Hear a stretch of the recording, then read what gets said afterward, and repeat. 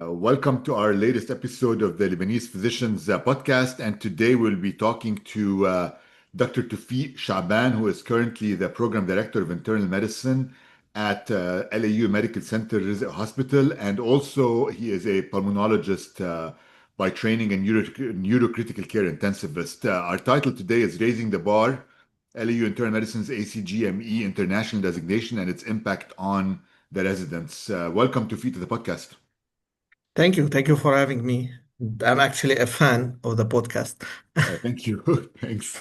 And I'm a fan of your work at LAU. Thank you. So I was gonna ask you first, before we start talking about ACGME-I, can you explain what this designation is and how what was the accreditation at LAU, I guess, prior to this designation? Yeah.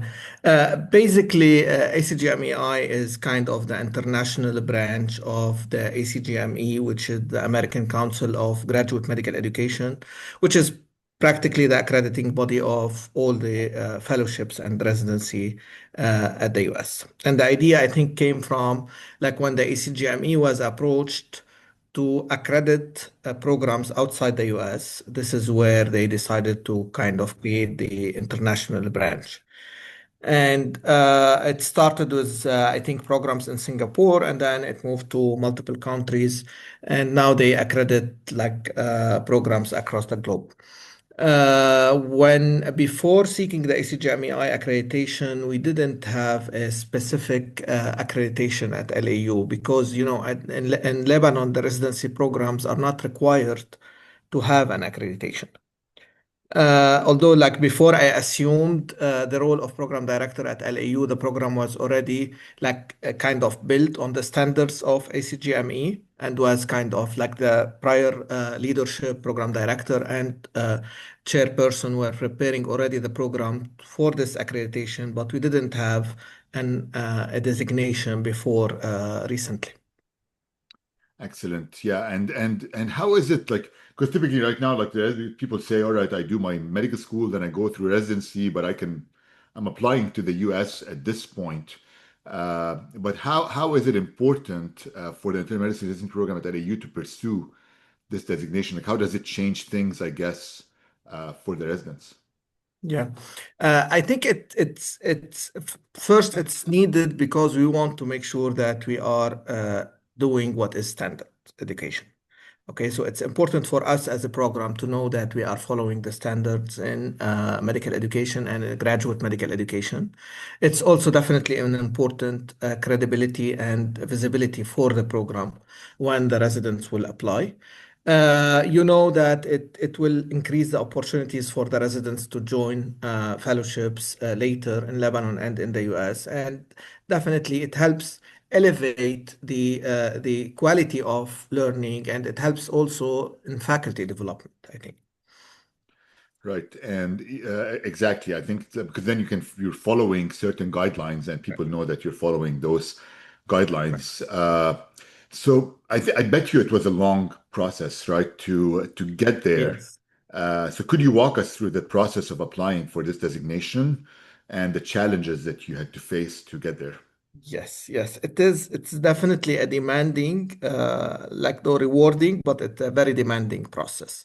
So first you need the institution to be accredited before individual programs can apply. So the task force at LAU we worked on the institutional accreditation to get our institution accredited. And this require, specific standards for the sponsoring institution, for the hospitals that we sent the residents to required a lot of policies and procedures related to the protection of the residents and the clinical environment and the well-being of the residents and so on and so on. And then every program who wants to apply to the accreditation did a self-study. This self-study helped kind of identifying the gaps where we meet the standards and where we don't, to just start, kicking off the process and working on the gaps.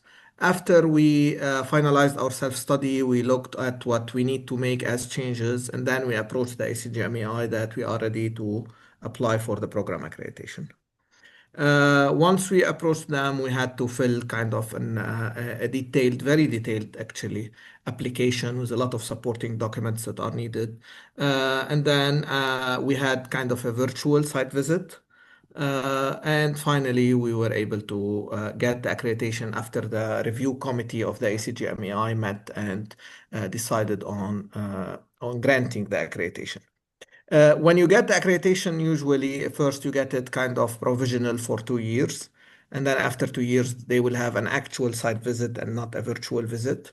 And after this, it will be a kind of a continuing process of yearly renewal. And so, just as a point, like how many programs in Lebanon, I guess, are accredited right now, the I ACGME-I? know as institutions, it's AUB and LAU. I don't know the number of programs at AUB that are accredited, but at LAU, we applied for six programs and we did get the accreditation for the six programs. And we were informed that this is the first time where an institution applied directly for six programs at the same time. Excellent. That was strong work, but looks like you had to do a lot of the back end work first, make sure that rotations for the residents and certain maybe flows on the floors and stuff like that are working well Correct. before you were able to apply. And so I'm probably, or even like you probably have to be like go with the hourly resident times, right? Like how many hours can they spend, I Yes. guess, per day? Can they spend Right. 30 hours in the hospital, or now they have to spend less time, right? Yeah, actually, we like one of the very picky, let's say, requirements are the duty hour regulation, and it's understandable why they are doing this. Although there is a lot of debate about the chosen numbers of duty hours, but we know that this is to protect the safety of the patients, to make sure that the residents are not having fatigue and then are not committing errors, and their mental health is protected. We had the float system at LAU. So that's why we didn't face a lot of problem in the duty hour regulation because the having the residents on a night float would help actually be comply with the duty hours regulation. So in general, we were mostly compliant. We had to change some kind of rotations in the St. John Hospital, that is also an LAU owned hospital, to be compliant. So we kind of created a night float there, and we adjusted the rotation there. So I guess the major change is it seems like the residents uh, were already getting there in terms of compliance, but there's some minor changes that need to be done. So, Exactly. so would you say, let's say, overnight, like did things change significantly for the residents, or has it been just like a gradual It process of change over time? it it was kind of at the start of the academic year. So the new PGY ones, the new coming PGY ones already had the new schedule. So it was kind of in the transition of the year. We definitely we required a lot of changes in the rotations.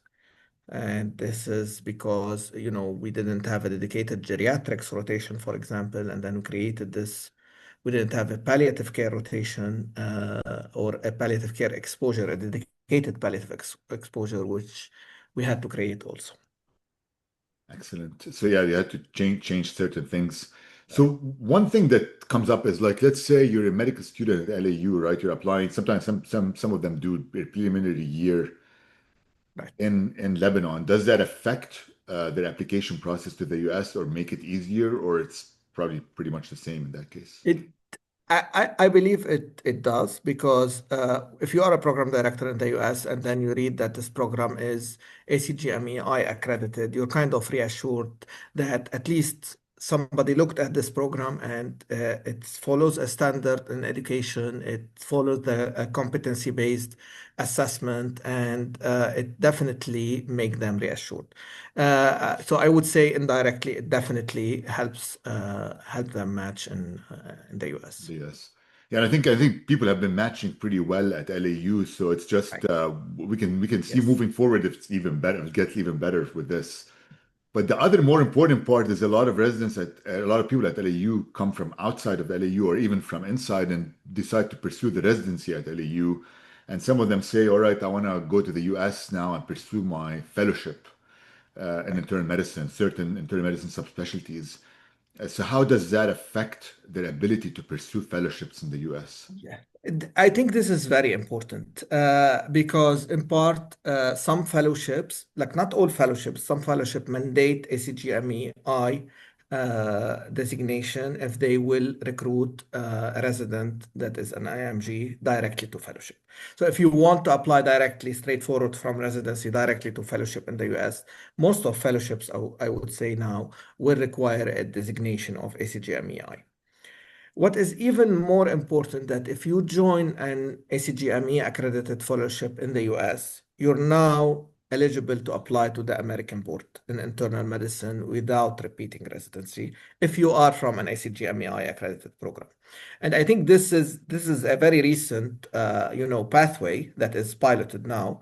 And I think this will be a major game changer because if you know that a lot of applicants had to repeat residency after joining the fellowship to get the American Board in Internal Medicine. And now they might become eligible to sit to the board without repeating residency in the US. Definitely, I think the ACGME-I accreditation is a very helpful for our residents if they match directly in the US. Now, you know that the opportunities to match in fellowships will be dependent on the competitiveness of the fellowship. And this is something that we can't change, and we know that we will not change. I don't expect, honestly, that a resident will graduate from internal medicine at LAU and then match into, I don't know, hem-onc or cardiology directly because we know they are very competitive. But at least when they match in other fellowships that are less competitive, they will be eligible to sit to the board, and they will have better opportunities to match, I think. Right, I can see it. Let's say if you apply for infectious diseases or Yes. rheumatology, it might be even easier to match in the fellowship than to match in internal medicine Right. from the get-go. So And that makes nephrology, geriatrics. So I think right. it's Right. achievable. Yeah, and I think that's very big because I have a number of friends who ended up like deciding to stay in Lebanon, do the residency, and then decided to come to the US and had to repeat at least 2 years of internal medicine residency in most cases to be able to sit. That saves you a lot of time. Right. Yeah. Uh, so, uh, so my question for you is, what message would this send, I guess, to Lebanese medical students considering doing the residency? Let's say you're applying for AUB, LAU, and I guess St. George, stuff like that. So, what makes people say, "All right, I really want to go to LAU because of this right Okay. now"? Okay. هلا thankfully we at least we think that we are a competitive program. We were a competitive program already in Lebanon at least. We're having like the number of applications is exponentially increasing, and we're now recruiting more of the top applicants. Definitely, there are other very good programs in Lebanon, not only LAU, but we had our good recruitment process. But I think this will be an edge also to have the accreditation when an applicant want to choose a residency, and also it's important for international applicants. You know, if you are from a country from Lebanon, then you know about LAU, you know about the programs, you know the applicants and the students will kind of get advice from each other and so on and so on. But if you are an international student, especially Arab student, and then you want to kind of match in a program in Lebanon, let's say, you don't know LAU, you don't know the program, and then having the stamp of SCGMEI will be more of a reassurance for the applicants to apply. So I think it's especially important for international applicants, but also very important for LAU and Lebanese applicants to be reassured that they are applying to an accredited program. Right, because if international applicants in their countries they don't have an ACGME accredited program, they might want to do that and apply to LAU in that case. Yeah, So that will see also the number of applications, I guess, from these students will increase over time. exactly. Uh, so saying that, I guess any before we go to that question, any other places in the region that are ACGME-I accredited? I know in Qatar, Yeah. probably, right? They have Yes. one. Hamad in Qatar. I Right. think Khalifa University in Abu Dhabi, if I'm not mistaken, are also accredited. Okay. Yeah, so it's not like a huge number of programs. There are a lot of countries with programs that are not accredited by Yeah. ACGME. And I think there are programs in the Saudi Arabia, but I'm not sure. Yeah. So what role, I guess, do you see LAU playing in shaping regional standards for graduate medical education through this milestone? Yeah. When I joined LAU, kind of the culture is we want, excellence, we don't want innovation. And something I heard frequently is that accreditation is what we start with, should not be our target. It should be something we start with to get the standards, and then we have to move forward. And this was the spirit when the School of Medicine got the TAPDAD accreditation, when the Simulation Center got the accreditation, and so on and so on. And I think in the GME, the growth that the GME at LAU had is exponential. Like we are kind of I would say a young GME. It was established in 2012 or 2013, and then the number of residencies and fellowships increased exponentially. The number of graduate increased exponentially, and we are able so far to keep up with this and to keep the standards for this. I think that LAU can play a role in advocating for national standards because we don't have national standards for residency, and LAU can advocate for more policies and regulations and to help kind of standardize the training in Lebanon and in the region. And it could be also a role of collaboration. Like we can collaborate with other institutions who are seeking accreditations. We can also, why not have a joint fellowships later for fellowships that need a higher number of let's say exposures and procedures that a single institution can't afford. Like I can think of some subspecialties that can work in a more of a joint fellowship in between institutions in Lebanon rather than a single institution providing this fellowship. Right. Yeah, example, I guess, cardiology, GI, some of these fellowships where you need a lot of procedural Right. experience that you can probably Exactly. get somewhere else. Especially when it comes to subspecialty, like if someone wants to do in Lebanon EP, electrophysiology, or structural cardiology, or even neurocritical care, I don't think one center would be able Right. to cater for a full fellowship. So how many internal medicine residents do you have at LAU currently? We currently have 47 residents. We have 10 preliminary PGY1 residents, and the rest are categorical residents. And do a lot of them apply for fellowships in the US, or the ones who stay categorical tend to stay in the region, I guess? I guess it's a mix. It's a mix. Yeah. The majority now are joining fellowships in Lebanon. Yeah. Some of them are applying for residency again, as I said, in Lebanon, and some of them are going straight forward into fellowship. Like last year, we had our chief resident match into geriatrics. So some of them. This year, we have residents applying to nephrology and infectious disease fellowship also. Right. Actually, I bet that the St. John's exposure has added some exposure, I guess, Definitely, to the definitely, residents, not limited to the hospital only. exactly. Yeah. And I mean, there's a lot of, and I agree with you on that. There's a lot of residency programs in Lebanon, but again, there's no like national guidelines as to how to run, let's say, an internal medicine residency program. It's all based, I guess, on what you decide to do and maybe Right. what the US decides to do. And now that you're ACGME accredited, that is like we have some guidelines to follow. Yeah. And So yeah, I think one of the main differences, like why the ACGME-I is not ACGME, is it gives room for local context. Okay, so they know that they can't apply exactly the same standards in the US and outside the US, and that's why although the framework is kind of the same, it's the same competency base, the same assessment battery, the same objectives and goals and everything, but I think it's more able to be adapted to the local context. right. And what advice would you give other residency programs in Lebanon or the region who are considering to pursue ACGME-I designation? Uh, First, please do it. It might seem like it's a dream. It's not a dream. It's a target that is achievable, say. It will need a lot of work of preparation, I agree, but I think this is something that all programs in Lebanon should be eligible for and hopefully apply for. Now, when it comes to how they start, I think one important thing is the stakeholders' engagement. You need your leadership engaged. You need the leadership to see the importance of this, the hospital administration to see the importance of this and what benefits for the hospital. You need also the faculty and the residents definitely to be on board with this. So I guess stakeholders engagement is very important. And then definitely the self-study would be very helpful. Like you will not figure out what you need until you take the standards and then go standard by standard and see if you meet the standard or not.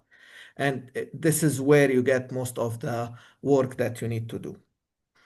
And I guess, the to be honest, the institution as ACGME-I is very helpful in the process. They are here to help you achieve the accreditation and not to, test and fail you. At the same time, also, I think that programs that already have the accreditation can provide definitely an advice where, like on the small things that will need attention. Because I guess, I mean, getting it is important, but also the process to get it may be important because it might improve the standards that you Definitely. have, and you could find like, oh my God, I was doing it the wrong way, or I could improve significantly on what I'm doing right now. So it could help you improve things as you go Definitely. forward. Like there are a lot of things that we used to do, but we're not like in writing to standardize and to make sure that everybody is doing the same. Like we didn't have a supervision policy, but implicitly we knew that the PGY1 resident cannot, let's say, evaluate an ICU patients alone without the senior resident. We knew all of these, and even in the OPD, the faculty have to be present inside, and so on and so on. So we had kind of the basics of supervision, but we didn't have it, for example, in writing. We knew that the residents can report anybody with it, but we didn't have anonymous reporting to make sure that the resident can report without any, retaliation or any fear. So there are a lot of things that maybe you're doing, but you can do better if you follow the standard. Right, exactly, exactly. So what are your plans for the future, I guess? So now you've achieved this. What are the Uh, next plans for the future? First, keep this. It it honestly requires, the work you did, it has to be a standard and you're doing it all the time. It's not you're doing it for just the site visit or accreditation visit. So definitely to keep, keep the process going and you need to kind of renew your accreditation yearly by submitting data and everything. And the next step for us, I think, would be to uh, work a little bit on enhanced pathways. And this is something that I wanted to do maybe 2 years ago, but we had the war and we had a lot of other things in Lebanon. But I guess like enhanced pathway in medical education, enhanced pathway in research, at least to start with these two would be very helpful for our residents. And speaking of research, I think also the accreditation helped kind of show the importance of scholarly activity for the residents and faculty. And this is one of the main, I guess, benefits, and also quality improvement. Like this is something that we needed the residents to be involved now in quality improvement and not only have a quality department in the hospital. We needed the faculty also to have projects for the residents for quality improvement. So this elevated the culture of quality improvement, I think, in the department. Uh, and this was also one of the benefits of the accreditation. Right, because one of the criteria is that they have at least one quality Right, improvement project before they graduate. right, So, yeah, and hopefully this will exactly. have impact on the fellowships too going forward. Right. All right, Tafi, this was a great podcast. I think any final words you need to add before we end the podcast? Thank you. I guess I would say it again. I would like to thank the leadership before I assumed program director. Madonna Azar was a program director before. Dr. Mukhbat was the chairperson. Dr. Hosni now the chairperson. And to thank all the like the coordinator and the residents actually and the faculty at LAU for being with us and helping us, and the associate program director also. And I guess I would say that deciding to stay in Lebanon or go for a residency outside is a complex decision that have a lot of factors.